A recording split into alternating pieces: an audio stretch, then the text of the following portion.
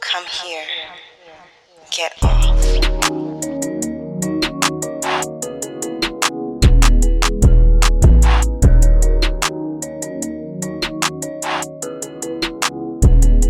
Our guest today is Alyssa Cole, pronouns she and her. Alyssa is an award-winning author of critically acclaimed historical, contemporary, and sci-fi romance and thrillers. Her royal rom-com, A Princess in Theory, was one of the New York Times 100 Notable Books of 2018. When she's not working, Alyssa can usually be found watching anime or wrangling her pets. Thank you so much for sitting down with us today, Alyssa. Thanks for inviting me. So we just read your super duper mad official bio, but tell us in your regular ass words, what do you do? I think my official title would be Island Hermit. I write historical romance, sci-fi, contemporary, and I also have a thriller coming out next year that's a thriller with romantic elements, I guess. How many books have you published since 2014? I don't know. I was trying to count and I kind of lost track. So I figured I would just ask. So this year I finished after this year I have 3 completed series. Off the Grid has 3 books. That's sci-fi. The Loyal League is historical Civil War fiction, and that has 3 books. Reluctant Royals is 3 books and 2 novellas. Then I also have, my first book is not in print anymore, I think. Eagle's Heart, which was a romantic suspense. Then I have a few novellas as well. All right, so that's like at least 15. Yeah, something around there. Jesus Christ. Right. That's inspiring as someone who has written only 5. I'm trying to get where you at. Look, I'm just trying to journal every day. I don't journal because I'm like... It feels like work? Yeah. What did you want to be when you grew up? Well, I always wanted to be a writer. I also wanted to be a comic book artist at some point when I was a kid. And now I've been trying to start drawing again, like just because I used to really love it. And I kind of stopped doing it because I figured, if I'm never going to be good enough to do that. And then I started looking at when comic book artists post their drawings from when they were younger. And I was like, oh man, I should have. You're like, I can do that. I should have kept trying. But also just because I enjoy it. But yeah, I always wanted to be a writer. I also at one point wanted to be an Egyptologist. I think that's just, 90s Egypt stuff was really big. Hieroglyphs were really big. So tell me you had the hieroglyphic necklace with your name on hieroglyphs. I had the hieroglyph stamp set where you could I had that too. Book fair. Yes, from the Scholastic Book Fair. I forgot about that. So how did you settle on work? How did you settle on writing? You seem like you did have a varied career past. How was writing what you settled on? Well, I mean, it was weird. So I always wanted to be a writer, but I didn't really know what being a writer was. Like, my mom has this whole story that I've told before, but where it's a mom story, so I don't know if it's entirely true, but they like to embellish. But basically that when I was a kid, when I was like 2, I would have my notebook that I needed to write in before bed, even though I didn't know how to write. I would like draw pictures and have to tell my little stories. Ooh. But I definitely remember like starting to write when I was a kid, starting to write short stories. But yeah, basically I kind of always liked writing. In school and in grammar school and high school, I used to love doing the writing exercises and creative writing. And in college, I majored in English, and I didn't know what I was going to do. I was just like, something will happen. And I did some creative writing, but it always seemed like something I would do at some point in the future, even though I had teachers that encouraged me and professors that encouraged me that were like, oh, you should do something with this. And I was just like, yeah, maybe one day. And then at a certain point, I realized, like, what am I waiting for? It's actually because I started reading literotica. And because I was looking for stories with Black women. Um, and I was like, oh, I found the literotica site. And so I was reading stuff and I was like kind of inspired. I was like, these people, are posting every week. They're really sticking to a schedule and getting their stories done. And so then I posted a few things on there, and then eventually, I of course stopped. I didn't finish the story, but then eventually I found out about National Novel Writing Month, and November. there were a few things that happened. I think honestly, some of it is traceable to Twilight too, in a Yeah, weird because there way. was a huge fanfic, rush around that. Yeah, and I didn't write fanfic. I read some of it sometimes, but I wasn't even really big into it. But for some reason, I felt like there was this kind of like thing in the air, like, oh, romance, and like this is something accessible. People really can. Like, I was reading about like all of the Twilight Mania stuff and like learning about fanfic and stuff like that. And I was just like, okay, maybe I'll really give this a try this time. So then I ended up doing National Novel Writing Month with like using a couple of the chapters from the stuff I had started on Literotica. And then ended up finishing that. And that was the first book I had that eventually got published later, which was called Eagle's Heart and was about a Brooklyn teacher and an Albanian CIA agent. And yeah, so then after that, I joined my local RWA chapter. I mean, don't want to get into RWA right now, but Oh, we'll but talk my about that. but my local chapter, and then I, started getting into more things. I had a friend who was a librarian, and I started going to like events. There were starting to be more romance events in Brooklyn, at least where I was living at the time, at Word Bookstore. So I started just kind of seeing that this was a real thing I could do, like in romance specifically. And like I liked all kinds of books, but I think I always kind of liked the happy ending and happily ever after, especially because even when I was a kid, like the stuff I would write could sometimes get very dark. So kind of knowing that there's going to be a happily ever after no matter what, no matter how dark the story gets. Like everything I write now isn't really like that. But and I just like, the good feeling you get when you finish reading a romance. So I gravitated toward that. And and then I met people, started doing anthologies, self-pub anthologies with like historical fiction for featuring marginalized characters from marginalized backgrounds. And then little by little things just started to come together. My first series got picked up because I did a Twitter pitch. Wow. Like where you pitch the book and it wasn't 200, it was like 140 characters back then. Yeah. So that was how Off the Grid got picked up by Karina. I mean, I was also getting rejected a lot at that point too. That's the way. I'm only mentioning the good parts that are happening, but my other stuff was getting rejected, and the things that eventually got published were getting rejected by everyone else. So one thing I always tell people is that you only need one person. You only need one person to believe in the book. And for me, it always seemed like it would be like, and even after I got an agent, it would be like everyone was like, no, can't connect, blah blah blah. But then the last person, it only takes one person.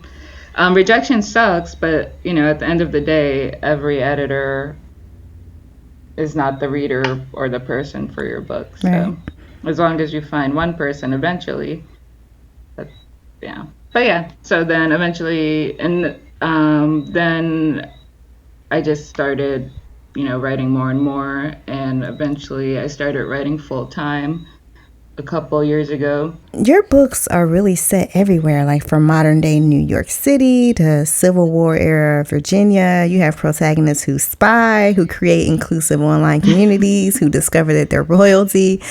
What pushes you to dip into so many different areas, and where do you draw your inspiration? I don't know. I think I just get interested in different things and then I want to write about it. And like I just, I get a lot of see something on the news. For example, Princess in Theory, part of it was because at my job, it was during the time when like Nigerian spam mail was really in the news all the time. And even at my job, I was getting spam mail all the time, like saying like, oh, you could win this, or you can get this money, or, mail order brides and stuff like that. So then I think I was just, most of it just starts as like, what if the spam mail saying that you're betrothed to an African prince is actually real? Right. And like for A Duke by Default was actually based on, I saw an article about a modern day swordsman in Edinburgh who was looking for an apprentice. And I was like, that would make a great romance. And I actually got to talk to him and interview him before I wrote A Duke by Default. Oh, wow. So there is a real sword bae. I don't talk about him because I don't want anyone bothering him, or I don't think he really is ready for all of romance. The attention, right.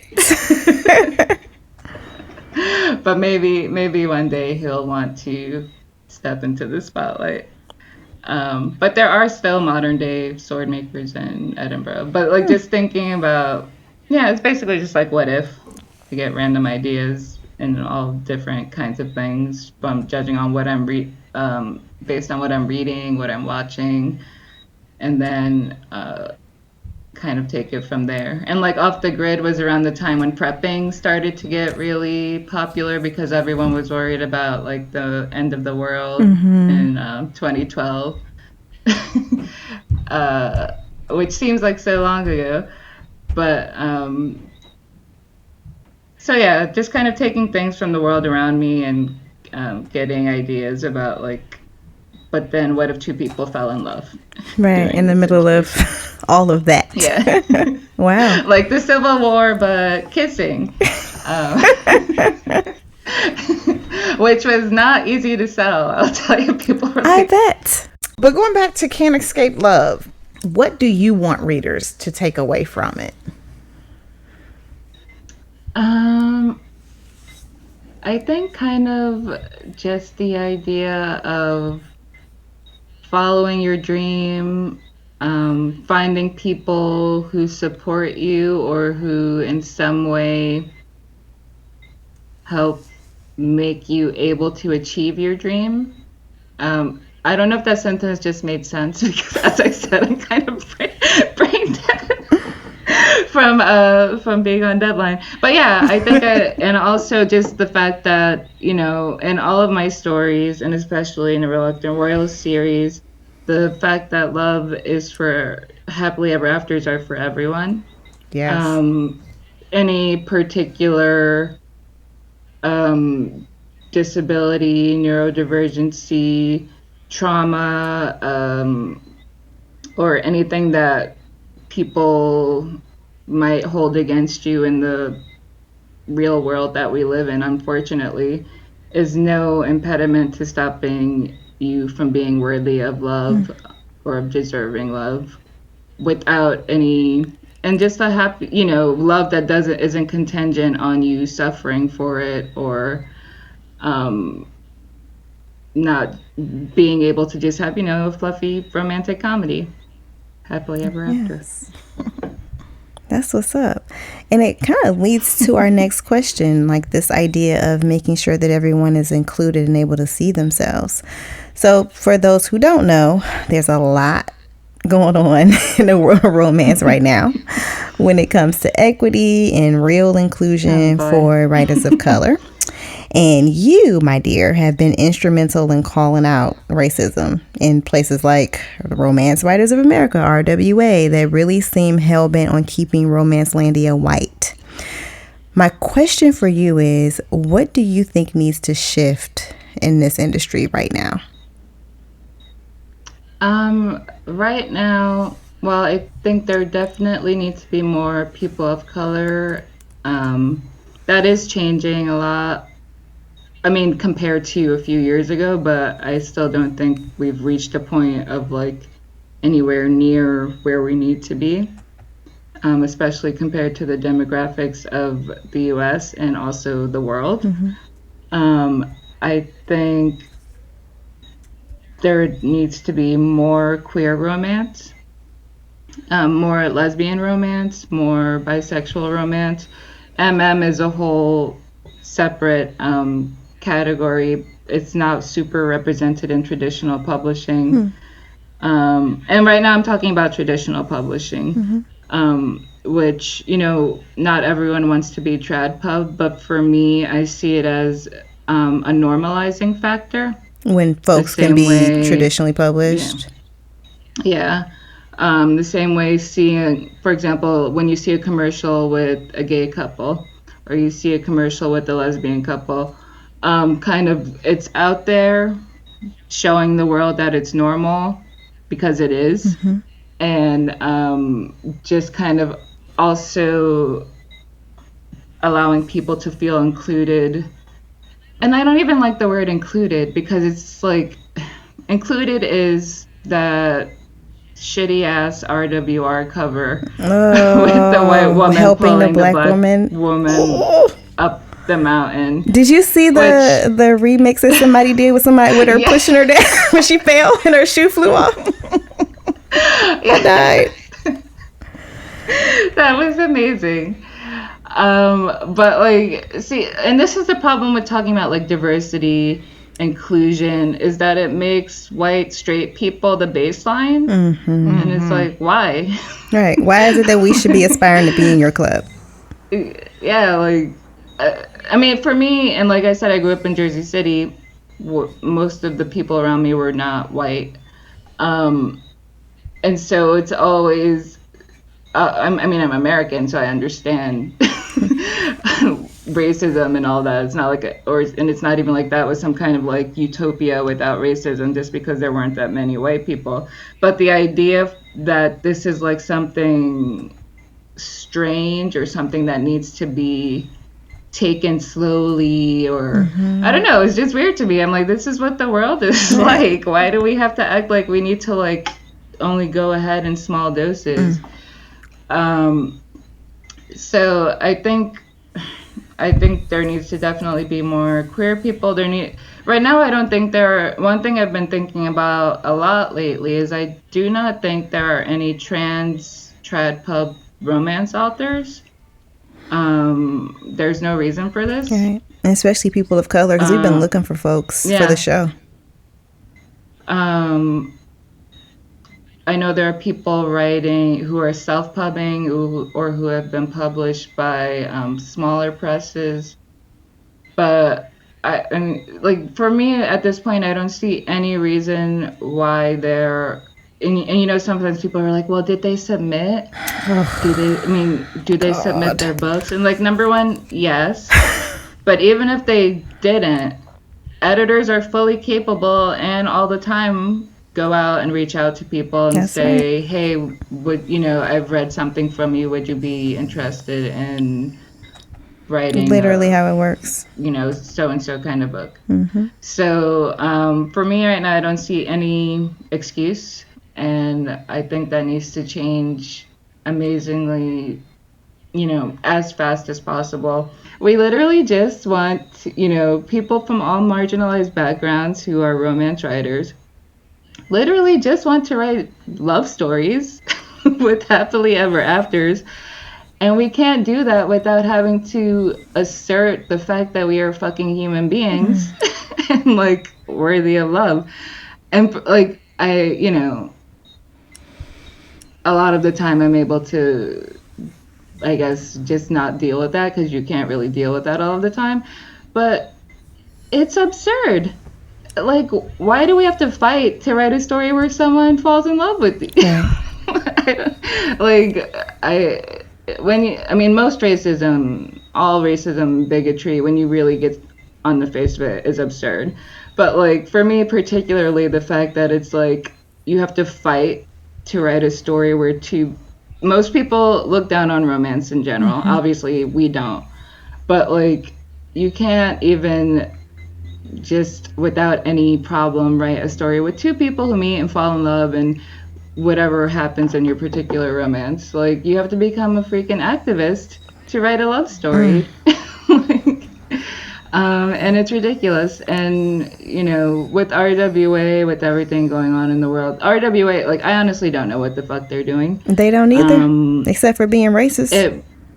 It seems to me to be a backlash, just like, you know, in the it's just a microcosm of the United States of what's going on, and all over the world, to be honest, where there has been a period of growth of more diversity and people from different backgrounds, and then people being like, you know what? No, fuck this.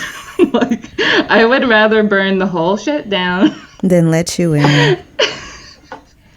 like, think about for me, just thinking about how much money they've lost, in the past 2 weeks. From people not renewing their memberships. Yeah. They canceled the Canceling. Ritas, so they're gonna have to refund all that money. Everyone is pulling out of the nationals, and conferences are how most of these organizations make, you know, the biggest, a good chunk of their money. And folks are now refusing to speak. Like we saw Beverly Jenkins is like, nah, son, not doing it. Yeah. So They did this to themselves. and like it's getting all this press. But the main thing for me, I'm at this point, I'm like, fuck them. But also, they have all of this money, they have all of this infrastructure, and for me, that's the biggest thing. And especially given what I write, like with the historicals and some of the things I've been working on, the idea that things get built either by people from marginalized backgrounds. RWA was started by a Black woman.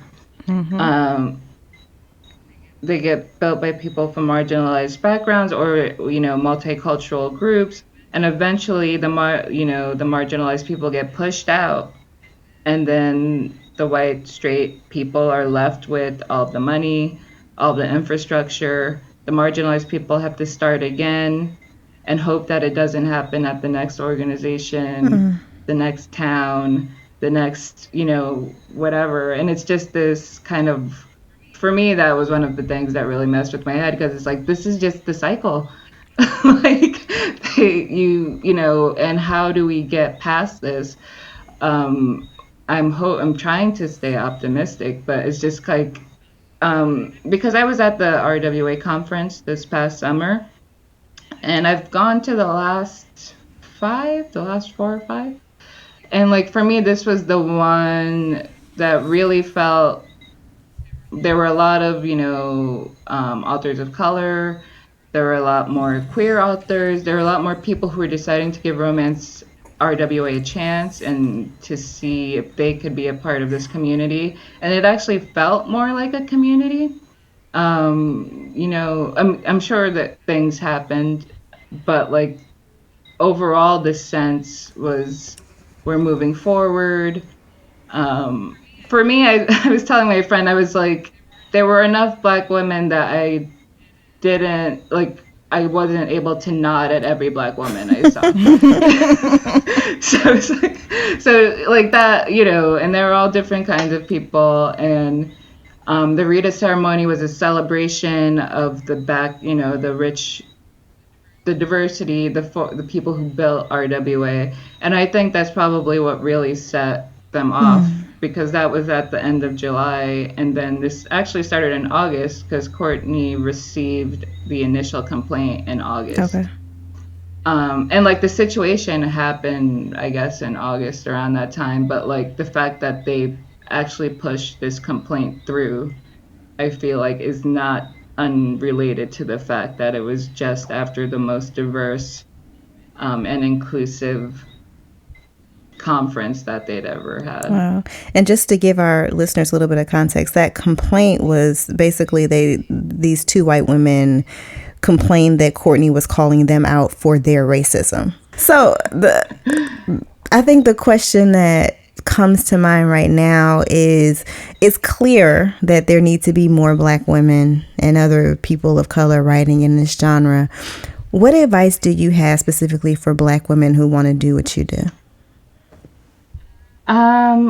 I would say the hardest thing is not getting dejected. Rejection sucks. It happens a lot, even when you don't have, even when you're not Black and you don't have other marginalization stacked onto it. Then you add those on, and it gets even harder. So I think, sometimes you're going to want to give up. There have been times when, people thought I was on top of the world, and I was like, fuck this. I'm done with this. So it's a hard business, and it's especially hard when, like I said, you feel like you always have to be kind of on your guard and like defending your humanity to a certain extent. But I would say, write what you want to write. Don't keep pitching agents, keep pitching editors, talk to editors. And so one thing I have noticed is that Black women are less likely to reach out. I'm trying to think of how to say this. I've had random white women come up to me and ask me for favors. The people I do not know. And they feel confident enough to walk up to me and be like, oh, I wrote this book. And that's fine.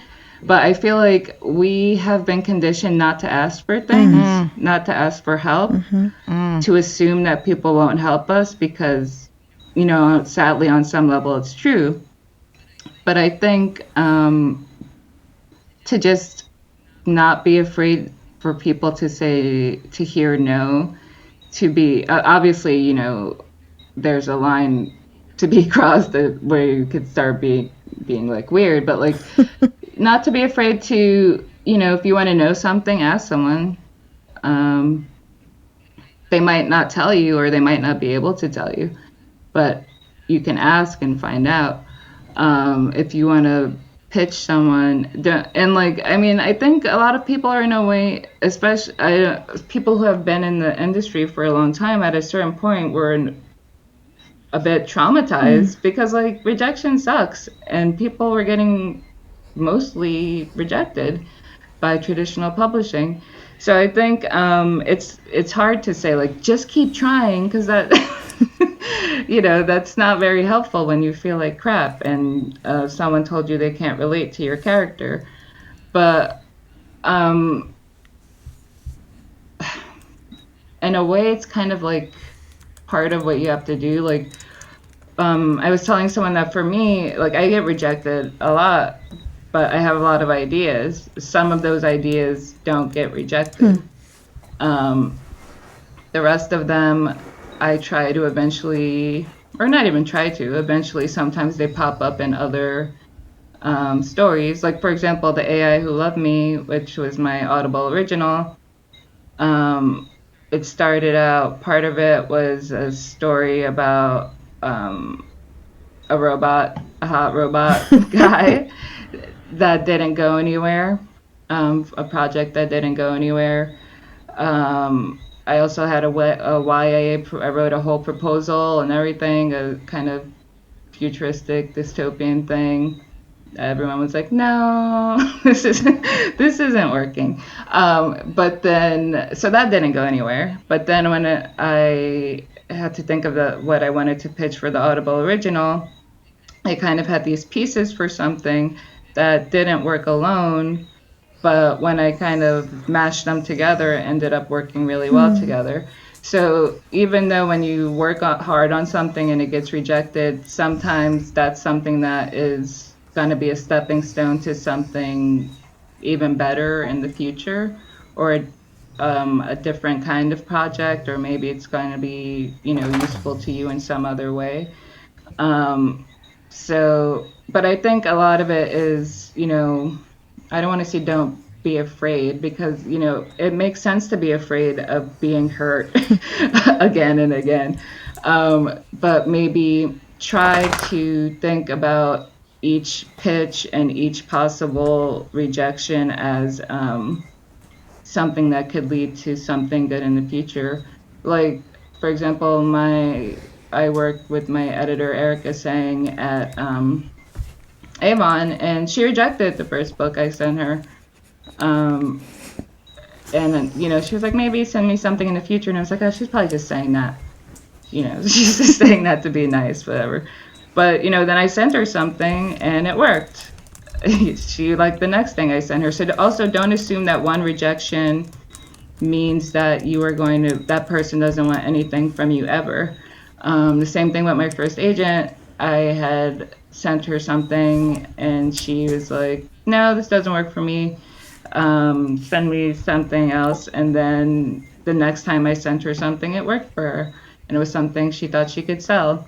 So sometimes, sometimes you're going to be rejected multiple times by the same person. You just keep going until it works. It's not a no, it's just a not right now. Exactly. Which seems counterproductive, because like sometimes people say not right now and they're lying. Like, it's hard. It's hard to figure out, but sometimes you just have to hope that they're not lying and see what happens, because sometimes they really do, are like, okay, I'm not going to be able to sell this. But like, it's hard when you are a Black romance writer or you're from another marginalized group, because that's the same excuse that's often used to keep us out, or to say, we're not going to be able to sell this. So, I mean, in a way, publishing is like kind of is the gaslighting industry, where you have to just have faith in yourself. And, really, and that faith is not always going to be there. You're going to have low times. You're going to have days or weeks or months where you're like, why am I even doing this? Or why am I putting myself through this? But I think, in the end, keep trying is all that you can do. And like, don't be afraid to pitch your weird ideas. If you can, have critique partners, beta readers, people who you can build a community with who are at the same stage as you, and who you can, relate to and also grow together. Okay. And yeah, read, see, and like I would say read and see what's doing well, but that honestly is only part of it, because you don't really want to write the same thing as what's doing you well. want to so read what you like. Gap, yeah. Read what you like, and see what that makes you want to write. All right. What's next for you? Next, right now, next year, the spinoff series from Reluctant Royals, which is Runaway Royals. The first book is How to Catch a Queen. Ooh. And it is, if you've read A Prince on Paper, the couple in that book, they make an appearance in that book. And it's a couple who are already married and who had an arranged marriage. But their marriage comes with a marriage trial. So they can, it's hard to explain right now because of my brain, leaking out of my ears. But basically, it's a couple with an arranged marriage, and she has trained for her entire life to be a queen. She really wants to be a queen for her own personal reasons.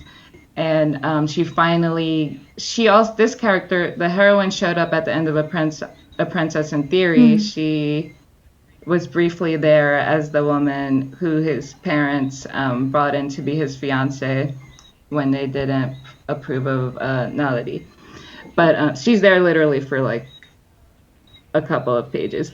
But I was like, she kind of had a messed up cameo in that book, so I wanted to give her a happily ever after. Oh, I love that. So basically, You're doing right by your characters. Finally Yeah. Does that come out in 2020 or does that come out in 2021? In 2020. Oh, yay. And then I have a thriller coming out in September, which is it's a gentrification thriller called Erased. And it's basically a woman who has recently moved back to her Brooklyn neighborhood, and her neighbors are all starting to move away. Everything is changing, and she decides to make a walking tour. She does a walking tour, and they only talk about like the rich white people who lived there in the past. So she decides to make her own walking tour, and ends up getting an assistant and one of the new neighbors who has moved in. And they start to possibly discover a conspiracy behind the gentrification of the neighborhood. Ooh, this sounds like real life. Now, honestly, when I was writing it, I was like, none of this is really that Right. wow. Sadly. For folks who want to find you and to keep up with what you have going on next so that they can get those books, where can they find you? You can find me on my website at alyssacole.com. I'm on Twitter and Instagram as Alyssa Cole Lit, Lit. And I also am restarting my newsletter, and it's going to be based on Girls with Glasses, which is the website in Can't Escape Love. And the first one is launching on January 10th, and hopefully it will be out about every 2 weeks. That's dope. And folks can subscribe to that via your website?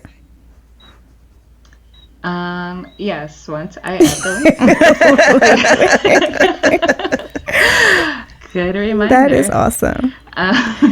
Well, we're so glad you talked to us today. We are huge fans and have read several of your books. So we're really excited that we got to share one of your books on the show this season and that we got to talk to you. So thank you for that. No, thank you for having me. Well, that's it for this week's episode of Turn On. Bye. This episode was produced by us, Erica and Kenrya, and edited by Ballistic. The theme song is from Brazy. We want to hear from y'all. Send your book recommendations and all the burning sex and related questions you want us to answer to theturnonpodcast@gmail.com. And please subscribe to the show on your favorite podcast app. Follow us on Twitter @theturnonpod and Instagram @theturnonpodcast, and find links to our books, transcripts, guest info, and other fun stuff at theturnonpodcast.com. And remember, The Turn On is now a part of the Frolic Podcast Network. You can find more shows you'll love at frolic.media/podcast. Thanks for joining us, and we'll see you soon. Holla!